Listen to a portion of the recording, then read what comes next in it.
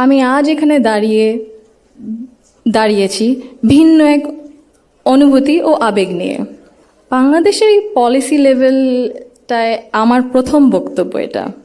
আমি এমন কেউ নয় যার কাছে সব প্রশ্নের উত্তর আছে বা সব সমস্যার সমাধান জানা আছে। তবু আমি বিশ্বাস করি নিজের ছোট্ট জায়গা থেকেও সমাজের জন্য, দেশের জন্য কিছু করার আন্তরিকতা আমাদের সবার মধ্যে থাকা উচিত। আজ আমি এসেছি শুধু শুনতে, শিখতে এবং একসাথে কাজ করার মনোভাব নিয়ে এগিয়ে যেতে। Today's dialogue is about women shaping the nation. But before we speak about shaping the future, we must be honest about the everyday lives, realities shaping women's lives in Bangladesh. My earliest understanding of women's roles in society came from my family, as it does for most of us. Long before we encounter policies or laws or institutions, our homes become our first classrooms. They teach us what is possible, what is acceptable, and what is expected. In my home, certain things were never questioned. It was never questioned whether a woman could pursue an exemplary medical career while raising a family. It was never questioned whether a woman could build a nationwide social welfare organization on her own merit. It was never questioned whether a woman was fit to lead, to command authority in a room full of men. And it was never questioned whether the men in our lives would stand alongside the women in their lives as equals. My mother continued to excel professionally as a cardiologist in government hospitals, often in patriarchal settings, because she had encouragement and support at home to balance both career and family. In 1979, my Nanu, Saida Iqbal Mandbanu, began using her own home to open a free elementary school for vulnerable and disadvantaged children. What began as a personal act of care grew into one of the earliest NGOs in Bangladesh, Shurubhi, creating meaningful and lasting change in young people's lives.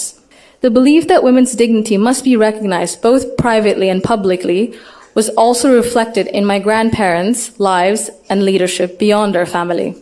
My grandfather, President Zia Rahman, understood that development was incomplete if women were excluded.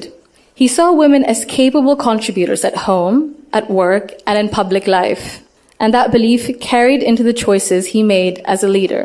Under his leadership, the expansion of the garment sector meant millions of women entered formal work for the first time, gaining independence and income.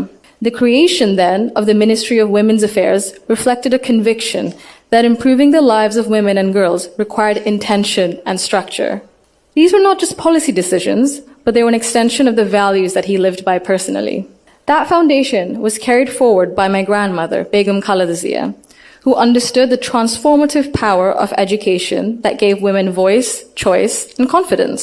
Under her leadership, girls' education was treated as a right, not a privilege. Free secondary schooling, alongside programs such as Food for Education, Cash for Education, helped to keep millions of girls in schools and change the course of families across the country. Her female secondary school assistance project achieved gender parity for the first time in secondary education and became a model replicated beyond Bangladesh. She also understood that education alone was not enough if women were not supported to remain in public and economic life. Supporting women to access credit, build livelihoods, and grow small businesses mattered.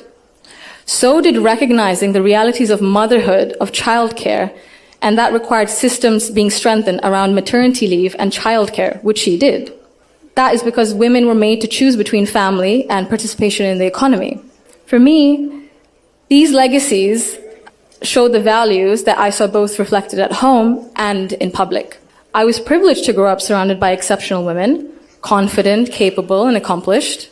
I was equally fortunate to have male role models, including my father and my grandfather, who valued those women and never felt threatened by their strength or ambition. In fact, the four most important people in my father's life, in my opinion, have been women for decades. And he has treated them with deep respect and reverence, not as an exception, but as the norm. Because of this, I grew up with what I now recognize was a skewed understanding of society. Living between Bangladesh and the UK taught me something important. Policies and access alone do not create equality. If Bangladesh wants real progress, not symbolic success stories, but sustained national development, then empowerment cannot stop only at classrooms, only in offices or policies. They must reach our homes, our institutions, and our mindsets. And it must be the responsibility of all of us. I thank you all for engaging in an inclusive dialogue today that reflects the true spirit of progress. Thank you.